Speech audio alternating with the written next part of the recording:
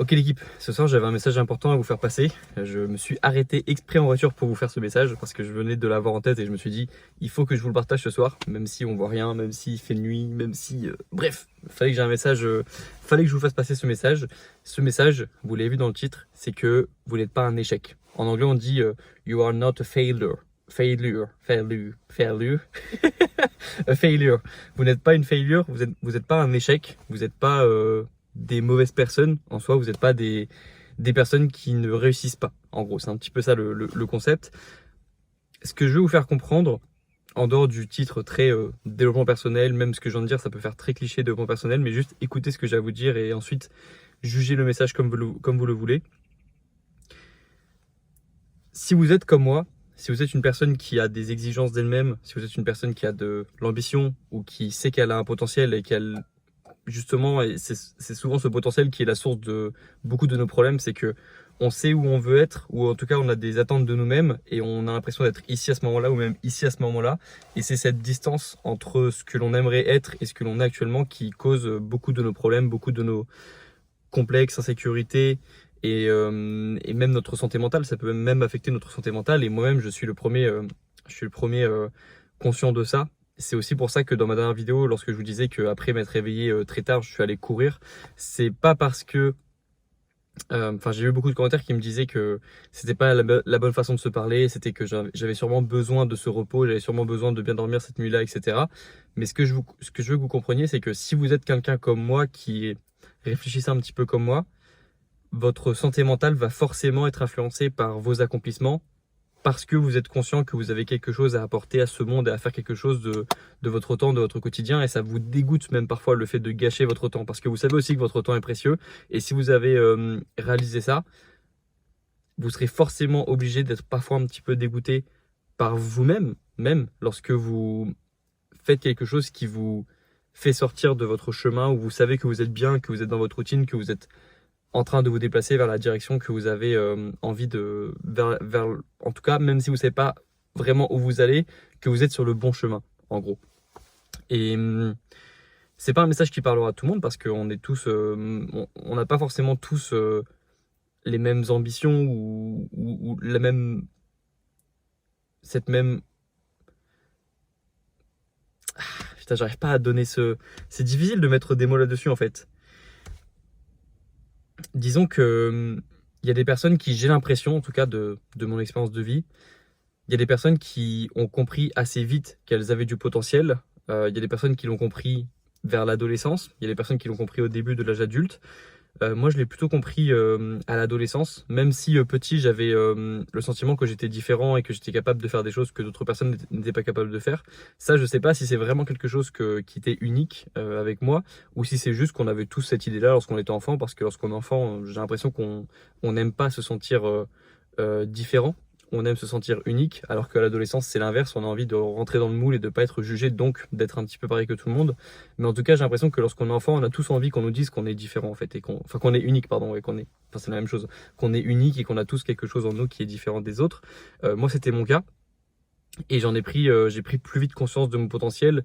J'en ai pris surtout conscience vers l'adolescence et le début de l'âge adulte, lorsque j'avais plus la possibilité d'avoir mes responsabilités, en fait, et que je sentais que j'avais plus de contrôle dans mon quotidien.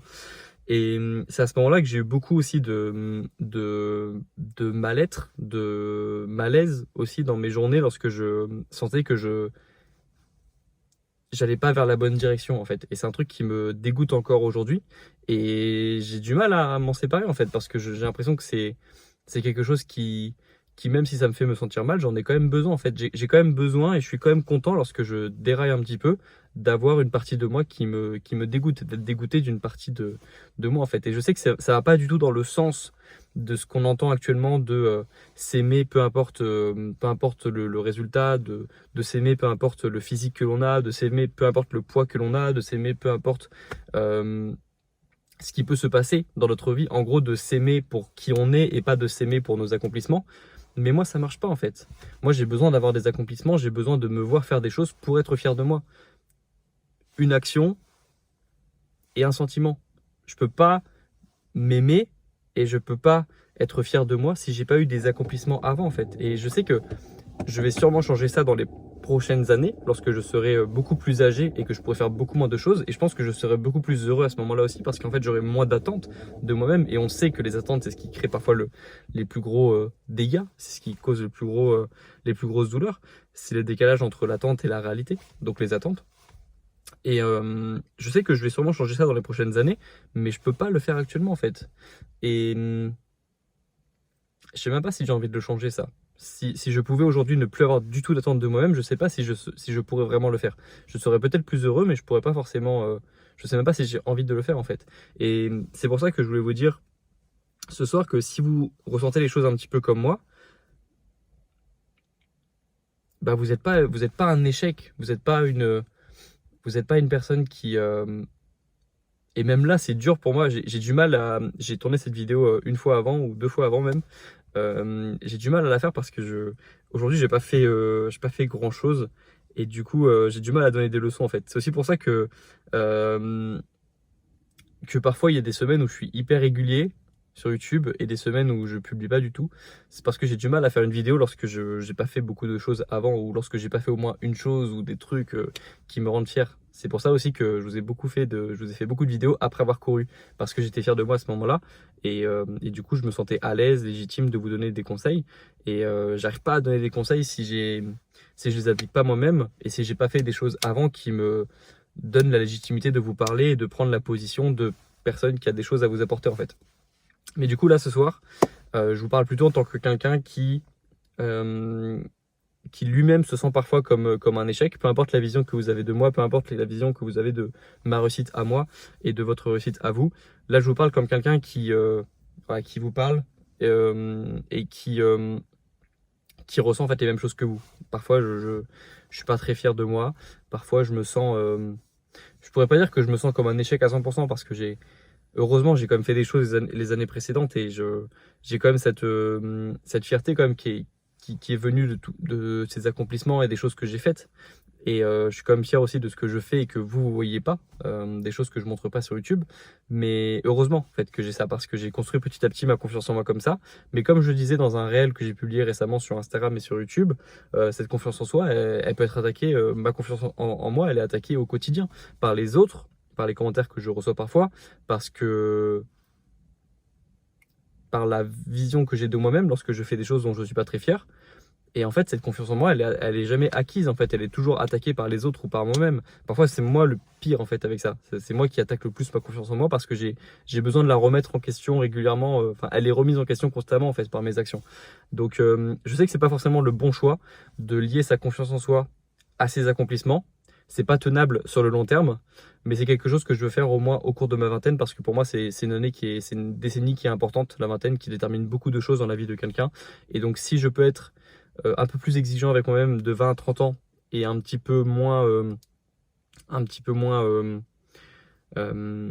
comment dire, empathique avec moi-même de 20 à 30 ans, mais plutôt orienté vers les actions et les résultats surtout, bah, je pense que ce sera un bon deal en fait. J'aurais peut-être perdu un peu en bonheur, en paix, mais ce bonheur et cette paix, je pourrais la retrouver et je pourrais l'avoir dans les prochaines années facilement lorsque j'aurai moins d'attentes en fait.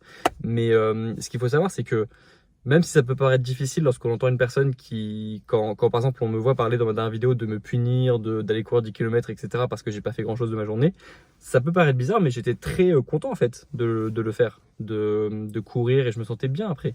Faut pas penser que c'est le fait d'avoir des exigences qui nous fait enfin faut pas penser que c'est pas parce qu'on ressent une douleur qu'on n'est pas heureux en fait. Souvent c'est même l'inverse, plus on va ressentir de la douleur dans quelque chose, plus on va être fier de soi ensuite. En fait, c'est comme un élastique, plus tu tires sur l'élastique de la douleur, plus après tu as des chances de ressentir quelque chose de positif parce que c'est le contraste qui fait tout. C'est la vie, c'est plein d'expériences qui sont contrastées et le problème de vivre toujours au même rythme et à la même fréquence, c'est qu'il n'y a pas de contraste justement. Et moi, c'est le contraste entre parfois être me comporter comme un déchet, on va dire, lorsque je me lève à, on va pas aimer cette expression, mais c'est pas grave, me lever à midi, 13h, etc. une fois, et puis après d'aller courir. C'est ce contraste qui m'a rendu heureux cette journée-là.